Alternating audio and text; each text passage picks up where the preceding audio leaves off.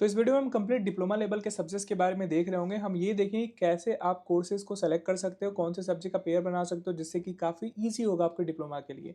फिर उसके बाद हम ये देखेंगे क्या गलती अगर आप करोगे तो आपका अगर सीजीपीए कितना होगा तो आप बाहर हो सकते हो।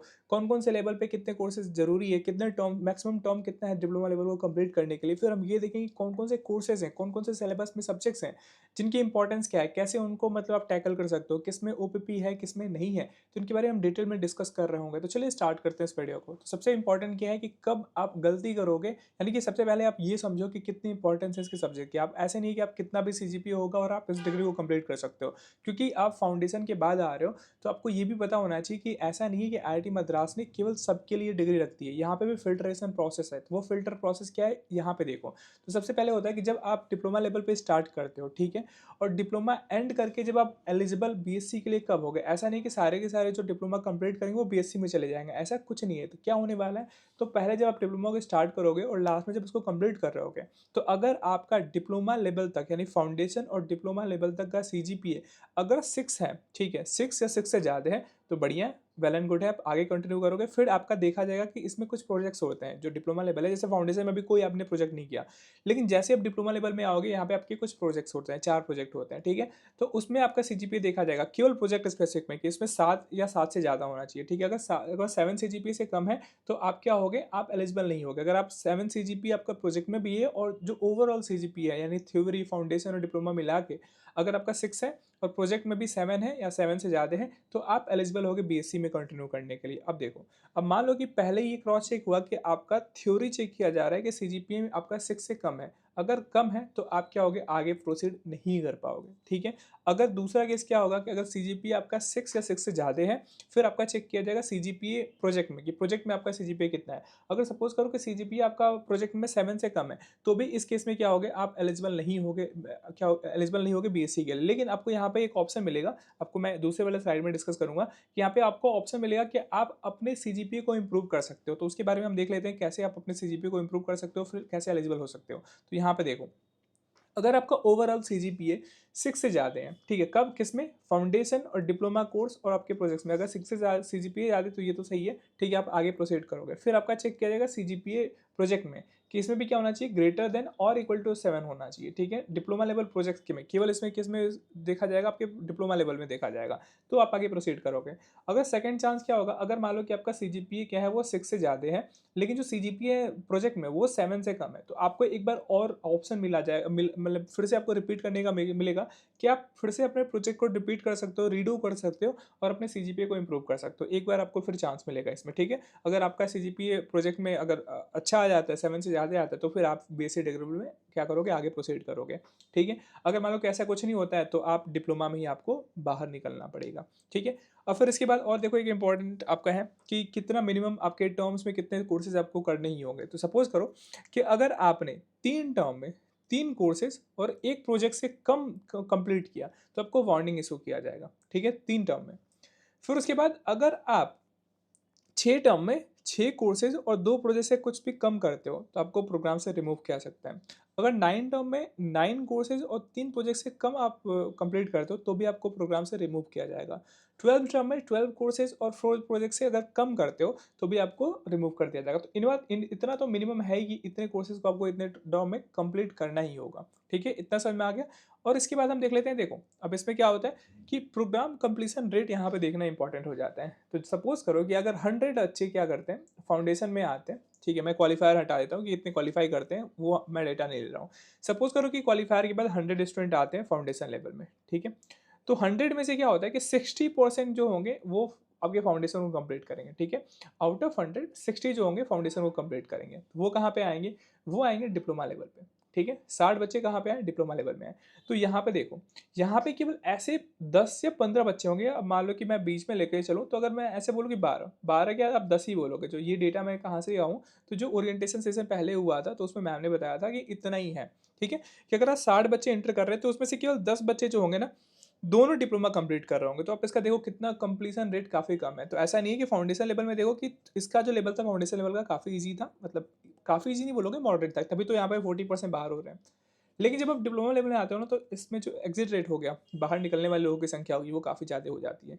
तो आप इसे इंपॉर्टेंट समझो कि आपको केवल कोर्स लेके कंप्लीट करना नहीं है, अच्छे से कंप्लीट करना है, अपना सीजीपीए मेंटेन करना है, और आपको इन बच्चों में आना है कि 100 में से केवल 10 बच रहे हैं जो दोनों डिप्लोमा कंप्लीट कर रहे हैं, फिर वो बीएससी में जाएँगे, ठीक है? तो ये काफ़ी इंपॉर्टेंट हो जाता है कि आपको इससे समझ में आ जाएगा कि डिप्लोमा लेवल कितना डिफ़िकल्ट है। अब ये जो मतलब मैं इसको डिस्करेज नहीं कर रहा हूँ कि आप डिप्लोमा कंप्लीट नहीं कर सकते हो, मैं आपको ये बता रहा हूँ कि कितनी इंपॉर्टेंस है। अगर आप अभी तक फाउंडेशन में ऐसे एवी पढ़ते आ रहे हो कि यार चलो ठीक है, कभी पढ़ा, कभी नहीं पढ़ा, आगे आप आगे प्रोसीड कर रहे हो, तो वैसा नहीं चलने वाला है, आपको फ़ोकस करना पड़ेगा, ठीक है? तो डिस्करेजमेंट ये नहीं है, आपको मैं इनकरेज कर रहा हूँ कि आपको अभी से स्टार्टिंग से ही डिप्लोमा लेवल में अगर इंटर करते हो, तो आपको पढ़ाई अच्छे से स्टार्ट कर देनी होगी, ठीक है? आगे बढ़ते हैं। अब देखते हैं कि क्या-क्या इसमें लेवल होते हैं डिप्लोमा लेवल में। तो देखो, डिप्लोमा लेवल में 2 आपके लेवल्स होते हैं, ठीक है? एक होता है इसमें डिप्लोमा इन प्रोग्रामिंग एक आता है, फिर होता है डिप्लोमा इन डेटा साइंस, ठीक है? डिप्लोमा इन प्रोग्रामिंग की मैं बात करूँ तो इसमें 5 कोर्सेज़ हैं, कोर कोर्सेज़ हैं, और एक जो है स्किल एनहांसमेंट कोर्स है, यानी कि 6 जो है थ्योरी है, थ्योरी कोर्सेज़, और इसमें 2 प्रोजेक्ट्स होते हैं, ठीक है? तो ये हो गई diploma in programming. Diploma in data science में सेम है, इसमें भी 5 कोर कोर्सेज़ और एक स्किल एनहांसमेंट कोर्सेज़, यानी कि 6 थ्योरी वाले कोर्सेज़ हो गए और 2 प्रोजेक्ट्स हो गए, ठीक है? यानी कि दोनों मैं दोनों को कंबाइन कर दूँ तो इसमें कितना हो जाएगा? इसमें 6 प्लस 6, यानी डिप्लोमा में 6 theory, diploma in data science में 6 थ्योरी, और 2 प्रोजेक्ट उसके, और फिर 2 प्रोजेक्ट इसके। कितने हो गए? 6-6 12, 12 और 4 16, यानी कि टोटल 16 जो आपके सब्जेक्ट्स हैं। सब्जेक्ट्स क्या हैं, आप प्रोजेक्ट में उसी को काउंट कर लो, आप 12 सब्जेक्ट बोल सकते हो, ठीक है? 12 थ्योरी सब्जेक्ट और 4 क्या होंगे? प्रोजेक्ट होंगे। इतना समझ में आ गया? अब डिप्लोमा इन प्रोग्रामिंग की बात करूँ, तो यहाँ पे देखो, इसमें कितने हैं? 6 कोर्सेज़ आपके हैं, 6 कोर्सेज़ और 2 प्रोजेक्ट्स। क्रेडिट्स कितने हैं? 27 क्रेडिट्स। सेम आपका डिप्लोमा इन डेटा साइंस में भी जाता है कि 6 कोर्सेज़, 2 प्रोजेक्ट और 27 क्रेडिट्स। ड्यूरेशन 1 से 2 साल। आप इसमें देखो कितने घंटे आपको देने होंगे?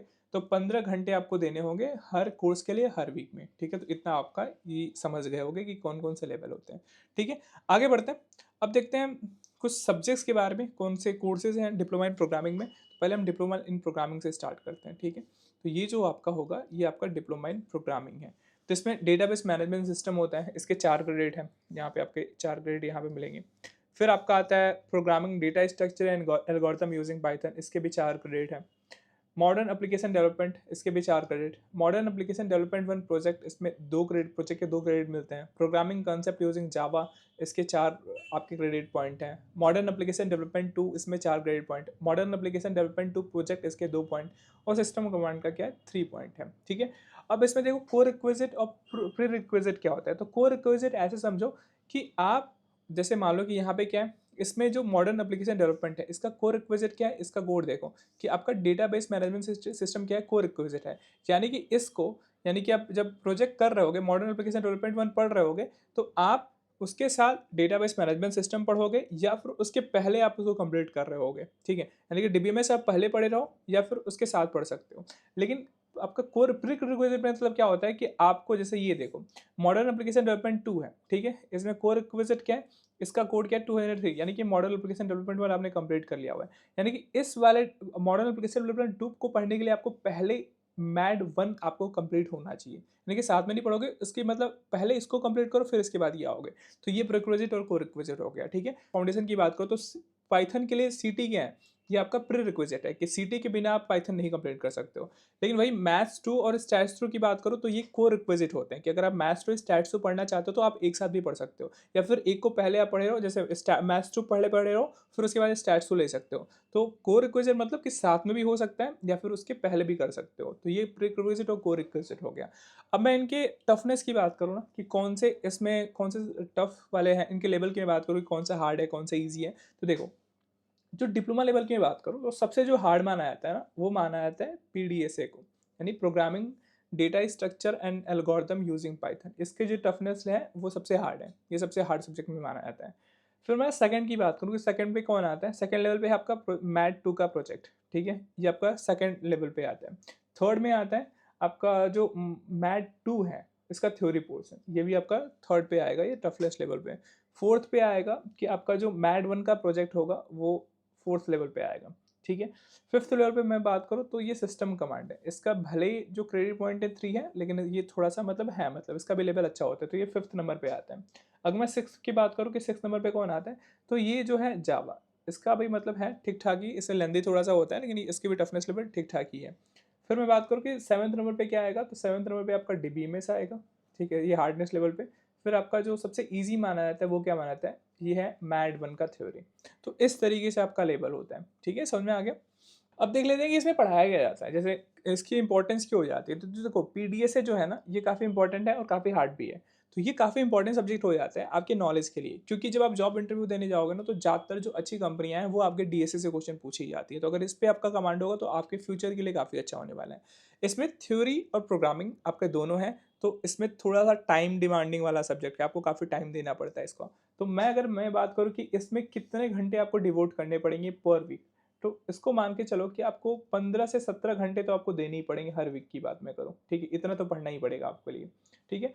और फिर इसमें अच्छा आपको पाइथन की नॉलेज होनी चाहिए। इसमें का टाइम कंज्यूमिंग है, मतलब थ्योरी भी है, प्रैक्टिस भी करनी है आपको प्रोग्रामिंग को, तो यहाँ पे टाइम देना ही पड़ेगा और काफ़ी इसको प्रैक्टिस करना पड़ेगा, क्योंकि अगर प्रैक्टिस नहीं करोगे तो आपका सब्जेक्ट ये अच्छे से नहीं होने वाला है, ठीक है? तो इसको आप लाइटली नहीं लो, क्योंकि काफ़ी हार्ड होने वाला है। मतलब हार्ड नहीं होने वाला है, अगर टाइम दोगे तो आराम से हो जाएगा। 15 टू 17 आवर्स आप डिवोट करोगे तो आराम से इस सब्जेक्ट को कवर कर सकते हो, ठीक है?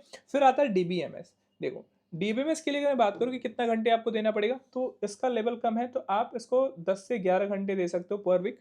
और इसमें आपको क्या पढ़ाया जाएगा, ये भी काफ़ी इंपॉर्टेंट सब्जेक्ट है। जब आप मैड वन का प्रोजेक्ट कर रहे होगे या फिर कोई भी आप वेब एप्लीकेशन बनाओगे, तो डेटाबेस से कनेक्टिविटी तो होती है। तो यहाँ पे एसक्यूएल प्रोग्रामिंग वगैरह पढ़ाया जाएगा, काफ़ी थ्योरेटिकल सब्जेक्ट है इसमें। इसमें एसक्यूएल का ओपीपी होगा, तो आप ओपीपी में काफ़ी मतलब आपको फोकस करना पड़ेगा, क्योंकि ओपीपी में काफ़ी लोग फेल हो जाते हैं। तो आप देख लेना कि केस में प्रैक्टिस करने की जरूरत होगी, लेकिन ज़्यादातर थ्योरी और इसमें एसक्यूएल प्रोग्रामिंग वगैरह को ध्यान से देखना होगा, ठीक है? तो 10 से 11 घंटे अगर वीकली दोगे तो आराम से सफिशिएंट होगा इस वाले कोर्स को कंप्लीट करने के लिए।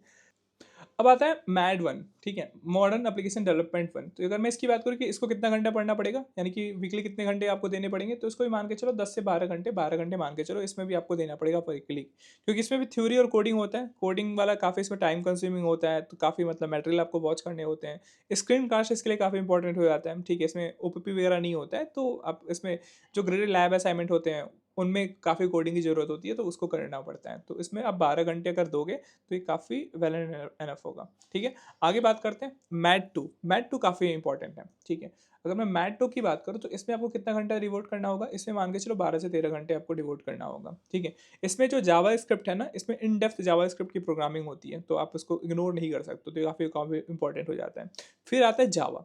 देखो, जावा में क्या है, जावा में अगर आप मैं बात करूँ तो इसमें भी ऑन एन एवरेज वही मान के चलो 12 से 13 घंटे आपके वीकली देना होगा, ठीक है?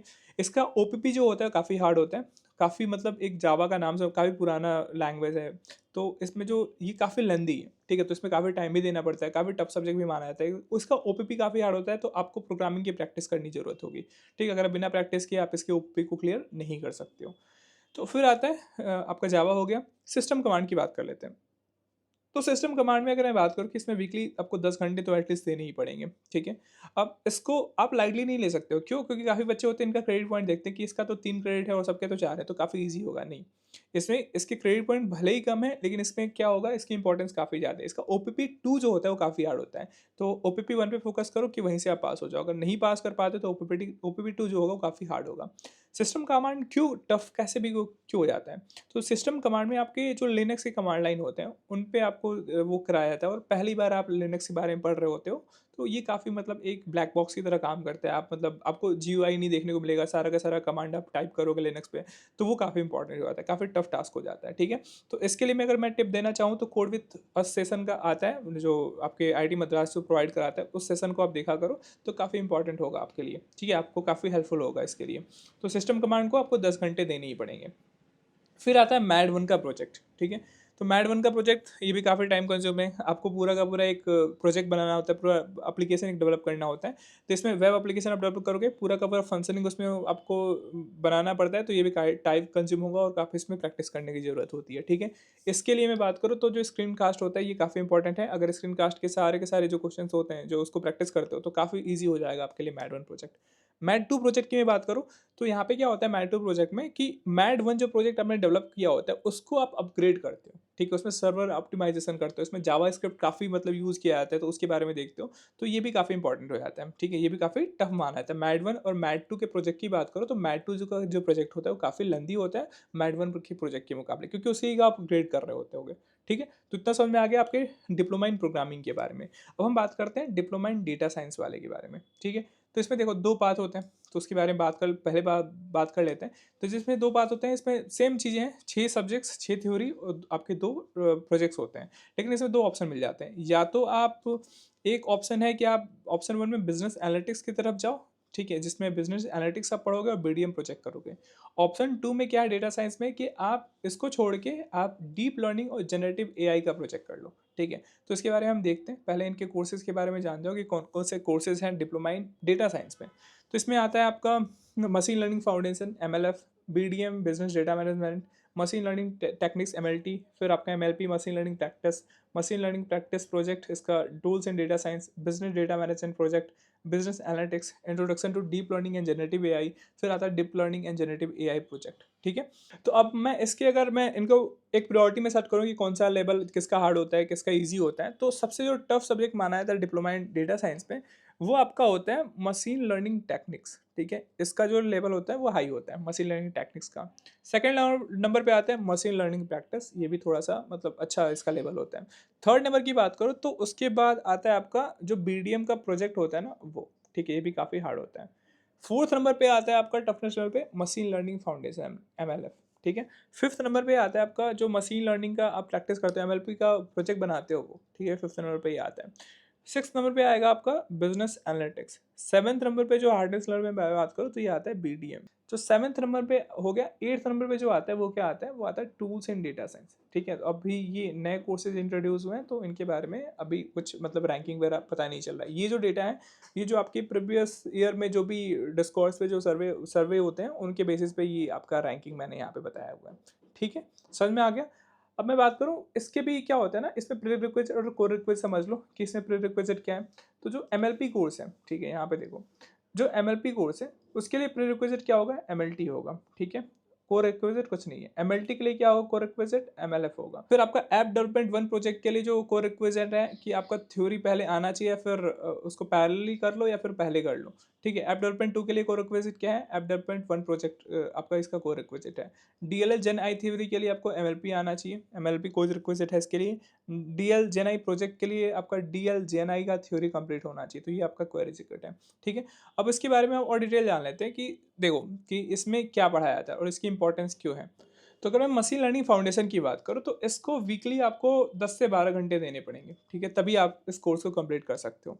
अगर मैं इसकी बात करूँ डिटेल में तो इसका जो मतलब इंपॉर्टेंस क्या आता है, जो आपने फाउंडेशन में मैथ्स 2 पढ़ा, उसी के बेसिस से आपका ये होगा। मैथमेटिक्स में काफ़ी यूज़ में आएगा। मैथमेटिक्स हो गया, यूज़ ऑफ लिनियर अलजेब्रा हो गया, कैलकुलस हो गया और स्टैटिस्टिक्स। तो अगर आप मैथ्स 2 और स्टैट्स 2 रिसेंटली पढ़ के आ रहे हो तो ये सब्जेक्ट आप ले सकते हो मशीन लर्निंग फाउंडेशन में। उसके बारे में बात करूँगा कैसे आपको कोर्स को सेलेक्ट करना होगा। लेकिन आप इसमें थोड़ा-सा ये आइडिया ले लो कि एमएलएफ में ये आपका मैथ्स 2 का एडवांस वर्जन होता है। इसमें काफ़ी मतलब इसके यूज़ में काफ़ी चीज़ें होती हैं मशीन लर्निंग फाउंडेशन में, ठीक है? तो ये काफ़ी इंपॉर्टेंट है आपके मशीन लर्निंग फाउंडेशन, और ये काफ़ी इंपॉर्टेंट हो जाता है आपके एमएलटी के लिए, मशीन लर्निंग टेक्निक्स के लिए, ठीक है? तो इसको 10 से 12 घंटे आपको देने ही पड़ेंगे।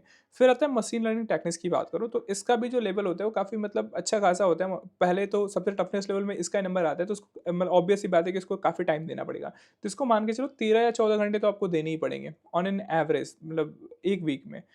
इसकी मैं बात करूँ एमएलटी में क्या होता है, तो ये कोर ऑफ मशीन लर्निंग है, ठीक है? अब मशीन लर्निंग की जो फाउंडेशन यहाँ से आपकी बिल्ड होती है, ठीक है? काफ़ी काफ़ी इंपॉर्टेंट आता है अगर मशीन लर्निंग में आप अगर अपना क्या करियर बनाना चाहते हो। इसमें भी मैथमेटिकल जो चीज़ें होती हैं और जो थ्योरेटिकल एस्पेक्ट होता है मशीन लर्निंग की, ये आपको सिखाया जाएगा और ये काफ़ी इंपॉर्टेंट है आने वाले टाइम के लिए। तो आप इसको काफ़ी अच्छे से काफ़ी टाइम डिवोट करना इसमें काफ़ी ज़रूरी हो जाता है, ठीक है? एमएलपी की बात करूँ, मशीन लर्निंग प्रैक्टिस की, तो इसमें अगर मैं बात करूँ इसमें कितना घंटा, तो इसमें मान के चलो 13 से 14 घंटे आपको वीकली देना पड़ेगा, ठीक है? इसमें आपको क्या होता है कि जो एमएलटी में कॉन्सेप्ट पढ़े हो, उसी का प्रैक्टिकल यूज़ आपका सिखाया जाएगा कहाँ एसक्यूएल लर्न लाइब्रेरी वगैरह का यूज़ करके, ठीक है। इसमें ओपीपी होगा जिसमें आपके आपके एसक्यूएल लर्न पे जो आपने प्रैक्टिस किया वो काफ़ी इंपॉर्टेंट हो जाएगा इसके लिए। तो इसमें अगर आप अच्छा करना चाहते हो मशीन लर्निंग प्रैक्टिस में, तो जो आपका एसक्यूएल लर्न है, एसके किट हो गया, तो उस पे प्रैक्टिस करो। और इसमें सिंटैक्स और जो पैरामीटर्स होंगे उसको काफ़ी आपको याद करना पड़ेगा, क्योंकि उनका यूज़ काफ़ी मतलब हर बार कहीं न कहीं यूज़ में आएगा ही। तो इसमें आप मशीन लर्निंग की जो टेक्निक्स की जो कॉन्सेप्ट है उनका प्रैक्टिकल यूज़ देखोगे, ठीक है, एमएलपी प्रोजेक्ट में, एमएलपी में, ठीक है, मशीन लर्निंग प्रैक्टिस में। फिर आता है बीडीएम, ठीक है, बिजनेस डेटा मैनेजमेंट। तो इसकी बात करो तो ये थोड़ा सा इजी सब्जेक्ट हो जाता है, तो अगर आप इसमें 7 से 8 घंटे भी डिवोट करते हो वीकली तो काफ़ी आसान होगा, ठीक है। इसमें काफ़ी मोस्टली थ्योरी और कुछ न्यूमेरिकल्स होते हैं, और इसमें जो बीडीएम होता है ना, बिजनेस डेटा मैनेजमेंट, आप इसमें बिजनेस से डील कर रहे हो, तो इसमें आपके कुछ फंडामेंटल इकोनॉमिक्स के बारे में आपको बताया जाता है। तो इसमें जो इकोनॉमिक्स के फंडामेंटल कॉन्सेप्ट है उसके बारे में आप सीखते हो। समझ में आ गया बीडीएम में। फिर आता है बीए, बिजनेस एनालिटिक्स में।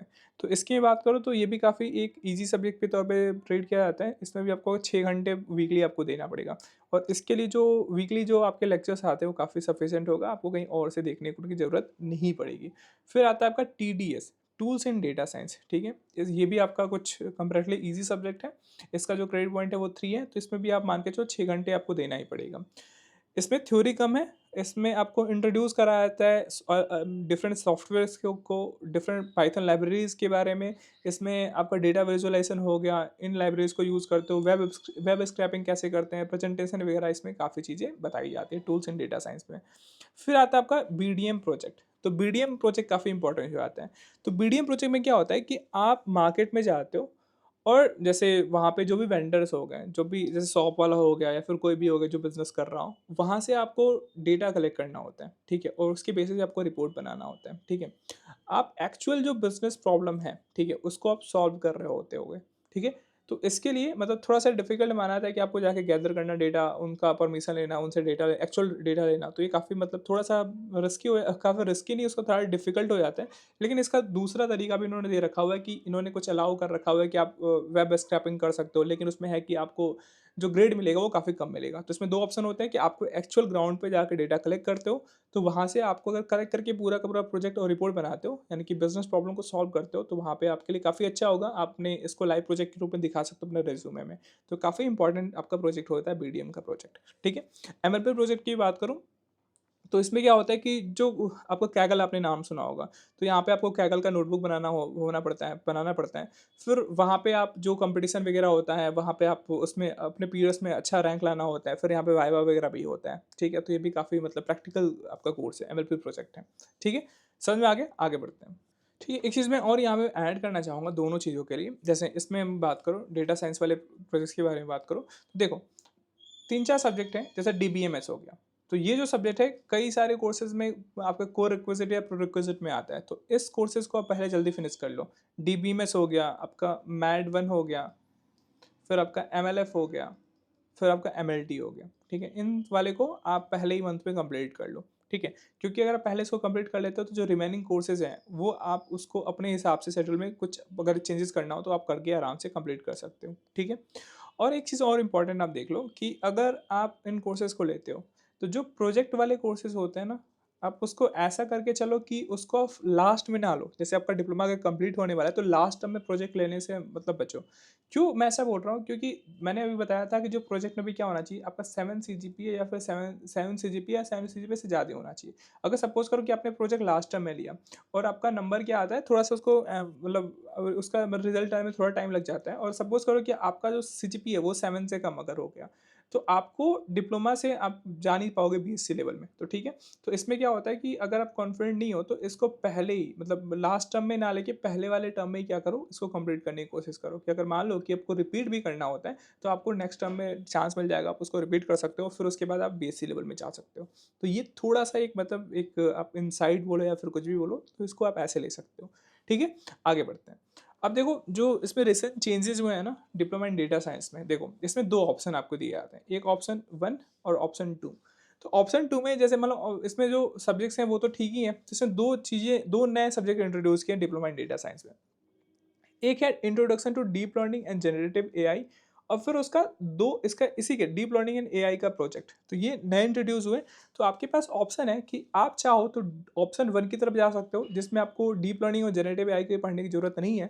आप क्या कर सकते हो, बिजनेस एनालिटिक्स ले सकते हो और उसके साथ बिजनेस डेटा मैनेजमेंट जो बीडीएम का प्रोजेक्ट होता है वो ले सकते हो। तो ये ऑप्शन 1 हो गया। फिर ऑप्शन 2 में क्या है कि आप इन दोनों को छोड़ के आप introduction to deep learning and generative AI का थ्योरी ले लो और फिर उसका प्रोजेक्ट कर लो।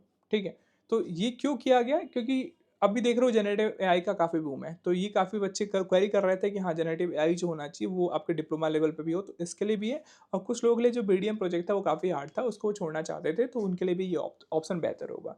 लेकिन इसमें भी कुछ स्ट्रिक्ट पॉइंट है, क्या है वो आप देखो। आप इनमें से दोनों ऑप्शन में से एक को क्या कर सकते हो, लेके अब डिप्लोमा को कंप्लीट करना होगा। ऐसा नहीं कर सकते हो कि आप दोनों में से कोई ना लेके अब डिप्लोमा कंप्लीट कर सकते हो, ऐसा कुछ नहीं होगा। ठीक है। दूसरा क्या है कि अगर आप ऑप्शन 1 लेते हो डिप्लोमा लेवल में, ठीक है, अगर आप बिजनेस एनालिटिक्स और बीडीएम प्रोजेक्ट लेते हो डिप्लोमा 1 में, ये सब्जेक्ट कवर करते हो, तो आपको जो ऑप्शन 2 है वो डिग्री लेवल में आपको नहीं मिलेंगे। ठीक है। आप डीप लर्निंग एंड जनरेटिव आई का ये वाला जो डिप्लोमा लेवल वाला कोर्स है उसको आप मतलब एज ए इलेक्टिव कोर्स लेके नहीं पढ़ सकते हो। ठीक है, डिप्लोमा लेवल में। क्यों? क्योंकि डीप लर्निंग और जनरेटिव आई से अलग ही क्वेश्चन मतलब अलग अल्टरनेट कोर्सेज आपके अवेलेबल है बीएससी लेवल पे ऑलरेडी, तो इसका कोई मतलब बनता नहीं है। तो अगर आप ऑप्शन 1 की तरफ जाते हो डिप्लोमा लेवल में, तो ये ऑप्शन आपको बीएससी में नहीं मिलेगा। लेकिन अगर सपोज करो कि आप ऑप्शन 2 में जाते हो, डिप्लोमा में आप ऑप्शन 2 यानी कि डीप लर्निंग और जनरेटिव एआई का थ्योरी और उसका प्रोजेक्ट करते हो, तो आपको इलेक्टिव के तौर पे बीएससी में आप ये ले सकते हो, बिजनेस एनालिटिक्स और बिजनेस डेटा मैनेजमेंट प्रोजेक्ट। ठीक है, तो ये दोनों में अंतर है। अब यहाँ से होता है आपका डिप्लोमा का कोर्स का पाथवे, यानी कि कैसे कितना टाइम आप देना चाहते हो, कितने टर्म में आप कंप्लीट करना चाहते हो, तो कितना घंटा आपको एटलीस्ट देना पड़ेगा।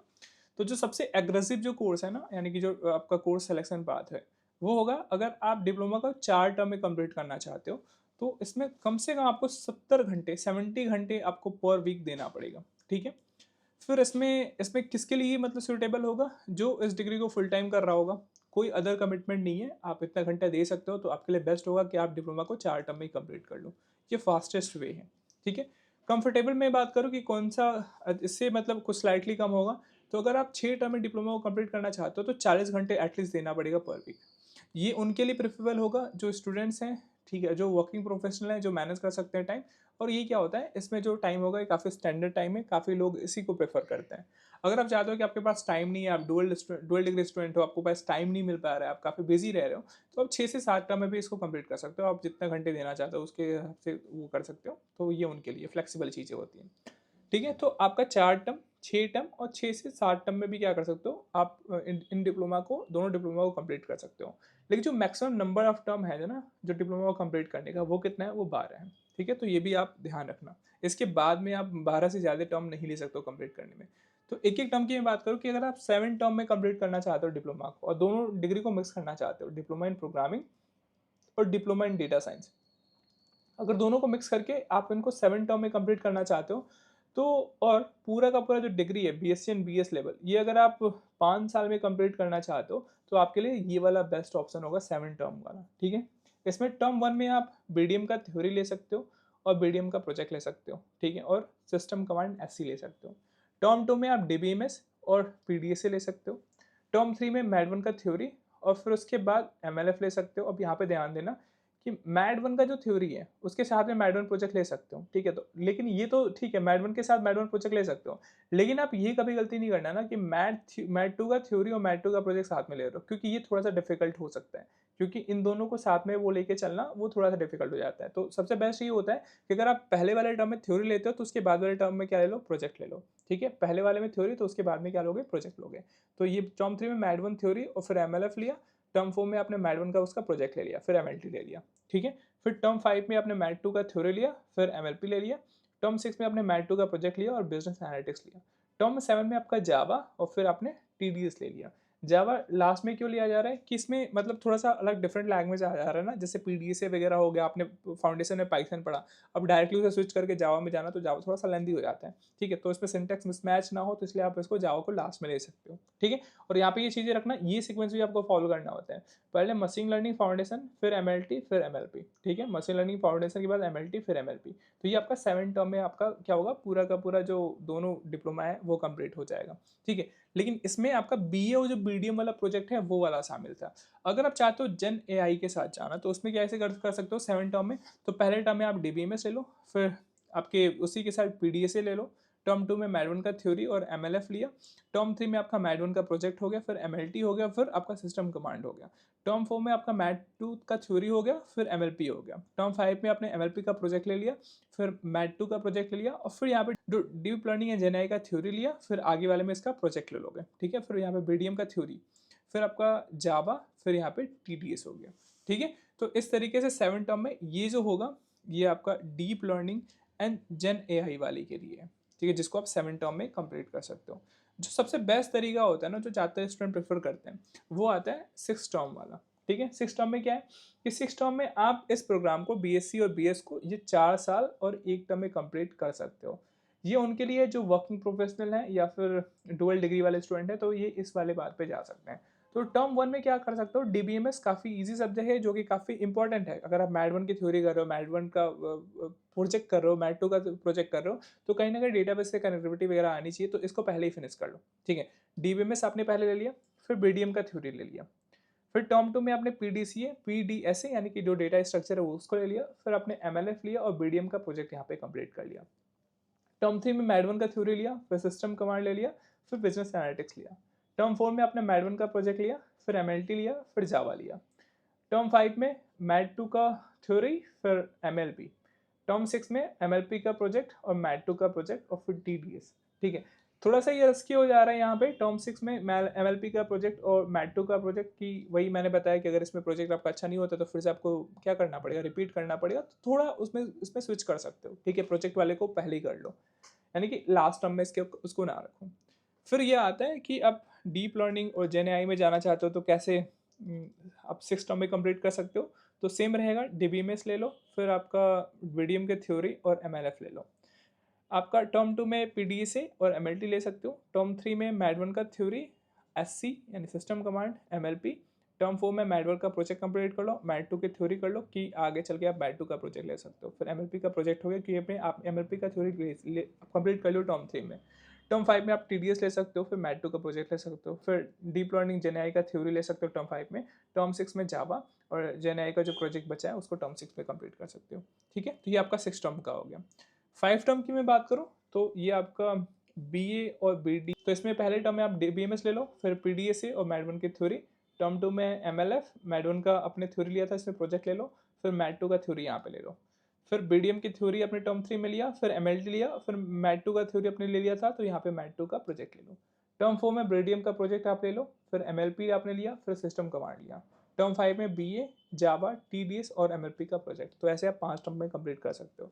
अगर भाई मैं जेन AI की बात करूँ, डीप लर्निंग और जेन AI के कोर्स के लिए, तो आप इसमें क्या कर सकते हो, टर्म 1 में DBMS, PDSA और MLF। टर्म 2 में BDM का थ्योरी, मैड 1 का थ्योरी और MLT। टर्म 3 में आपने मैड 2 थ्योरी लिया, मैड 1 का प्रोजेक्ट लिया, फिर MLP लिया।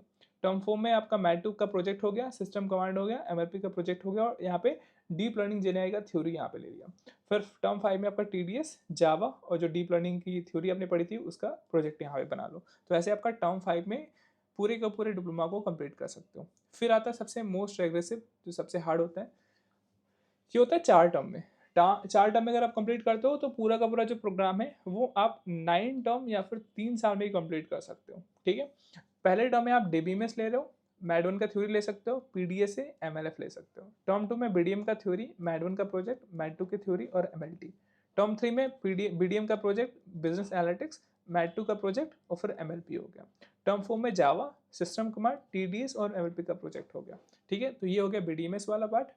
फिर आपका आता है इसमें जेन AI और डीप लर्निंग वाले के साथ जाना चाहते हो तो पहले आप टर्म 1 में ले लो DBMS, PDSA, MLT और MLF। टर्म 2 में BDM का थ्योरी हो गया, मैड 1 की थ्योरी हो गई, MLP हो गया, फिर सिस्टम कमांड हो गया। टर्म 3 में मैड 2 की थ्योरी, मैड 1 का प्रोजेक्ट, ML का प्रोजेक्ट, MLP का प्रोजेक्ट, डीप लर्निंग जेन AI की थ्योरी। फिर आपका टर्म 4 में मैड 2 का प्रोजेक्ट, TDS, जावा, डीप लर्निंग का प्रोजेक्ट, डीप लर्निंग और जेन AI का प्रोजेक्ट ले सकते हो, ठीक है। तो ये इस तरीके से आप 4 टर्म में कंप्लीट कर सकते हो, डिप्लोमा इन प्रोग्रामिंग और डिप्लोमा इन डेटा साइंस। अब कुछ बच्चे ऐसे होते हैं जो एक एक करके कंप्लीट करना चाहते हैं कि एक बार डिप्लोमा इन प्रोग्रामिंग कंप्लीट करेंगे, फिर उसके बाद डिप्लोमा इन डेटा साइंस करेंगे। तो अगर आप डिप्लोमा इन प्रोग्रामिंग को 2 टर्म में कंप्लीट करना चाहते हो तो टर्म 1 में क्या ले सकते हो आप, DBMS जो ऐप डेवलपमेंट 1, मैड 1 की थ्योरी, PDSA और फिर वहाँ पे मैड 1 का प्रोजेक्ट भी ले सकते हो, ठीक है। तो यहाँ पे मैड 1 की थ्योरी और मैड 1 का प्रोजेक्ट एक साथ ले रहे हो। टर्म 2 में आप मैट2 का थ्योरी, फिर आपका मैट2 का प्रोजेक्ट ले लो, फिर सिस्टम कमांड और जावा हो गया। तो इस तरीके से 2 टर्म में आपने कंप्लीट कर लिया।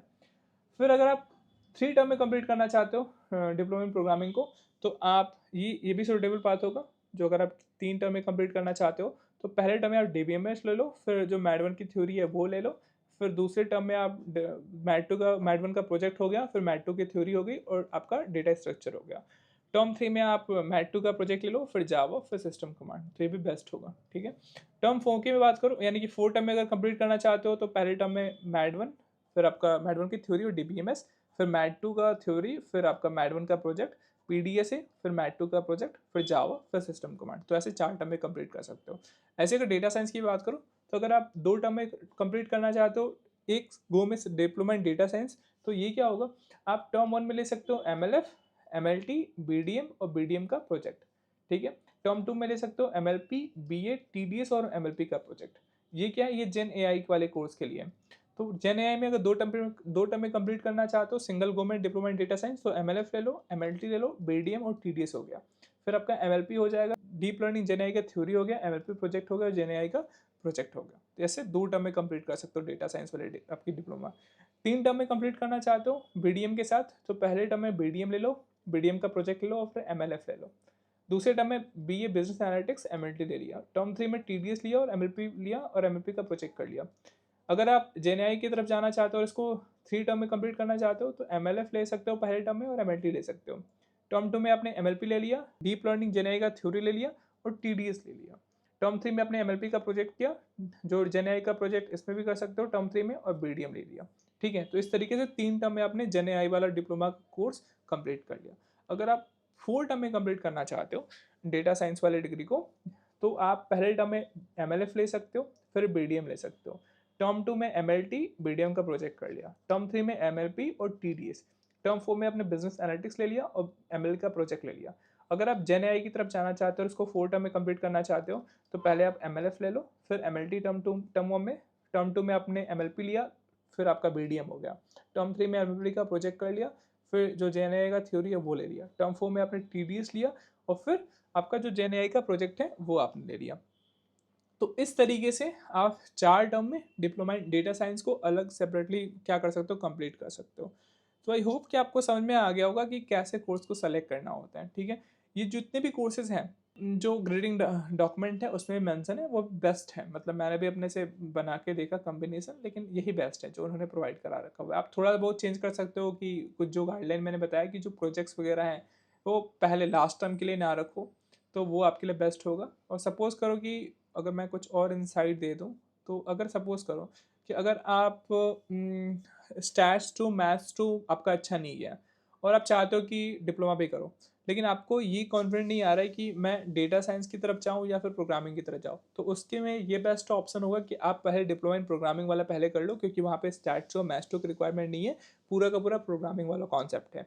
और फिर साइड बाय साइड आप मैथ्स टू स्टैट्स टू पढ़ते रहो, क्योंकि आपका जो आगे जो मशीन लर्निंग फाउंडेशन हो गया, मशीन लर्निंग टेक्निक्स हो गया, उसमें कहीं ना कहीं मैथ्स टू और आपके स्टैट्स की ज़रूरत होगी। तो आप पहले स्टैट्स टू और मैथ्स टू और जो जो भी मैथ्स के बेसिक कॉन्सेप्ट हैं वो डिप्लोमा इन प्रोग्रामिंग के साथ में आप रिवाइज करते जाओ। फिर उसके बाद क्या कर सकते हो आप मशीन लर्निंग या फिर जो डेटा साइंस वाला कोर्स है उसके बाद जा सकते हो। या फिर दूसरा तरीका ये हो सकता है कि अभी मान लो कि जिन्होंने मैथ्स टू वगैरह और स्टैट्स टू अभी रिसेंटली पढ़ के आ रहे हैं फाउंडेशन में, और वो चाहते हैं कि अच्छे से उसको यूज़ करना, यूटिलाइज करना, तो वो क्या कर सकते हैं, जो मशीन लर्निंग वाले जो आपके कोर्सेज हैं उनको पहले ले सकते हैं, क्योंकि वहाँ पे काफ़ी हेल्पफुल होगा, ठीक है। समझ में आ गया? तो इस तरीके से आप पेयर कर सकते हो। और सबसे इंपॉर्टेंट है कि आपको केवल डिप्लोमा की जो डिग्री है वो कंप्लीट नहीं करनी है, वो आपको उसको अच्छे से कंप्लीट करके लेके जाना है, क्योंकि आपका जो इंटर्नशिप होता है वो स्टार्ट हो जाता है कि एटलीस्ट अगर आप एक डिप्लोमा भी कंप्लीट कर लेते हो, तो उसके बाद से आपका इंटर्नशिप आना स्टार्ट कर सकते हो, आप एलिजिबल हो जाते हो इंटर्नशिप के लिए। तो ये काफ़ी बेसिक बिल्डिंग ब्लॉक है। आप यहीं से अपना जो स्किल है वो आप डेवलप करने स्टार्ट करते हो। साथ ही साथ आप इसमें क्या कर सकते हो कि जितनी प्रैक्टिस है वो करो, और जो आप जितने प्लेटफॉर्म जैसे कैगल हो गया, आपका लिंक्डइन हो गया, फिर आपका लीड कोड हो गया, इन पे जाके जो क्वेश्चंस होते हैं उनको सॉल्व करना शुरू करो, क्योंकि यहाँ पे भी अगर आपका प्रोफाइल अच्छा होगा तो काफ़ी आपको हेल्प मिलेगा, ठीक है। तो आज के लिए इतना ही रखते हैं, मिलते हैं नेक्स्ट वीडियो में। अगर आपको कोई भी डाउट बचता है तो आप कमेंट बॉक्स में फ्रीली बोलो, मैं कोशिश करूंगा कि जितने भी आपके डाउट हैं वो आपको रिजॉल्व किए जा सकें, ठीक है। तो मिलते हैं नेक्स्ट वीडियो में नेक्स्ट टॉपिक के साथ। जय हिंद, जय भारत।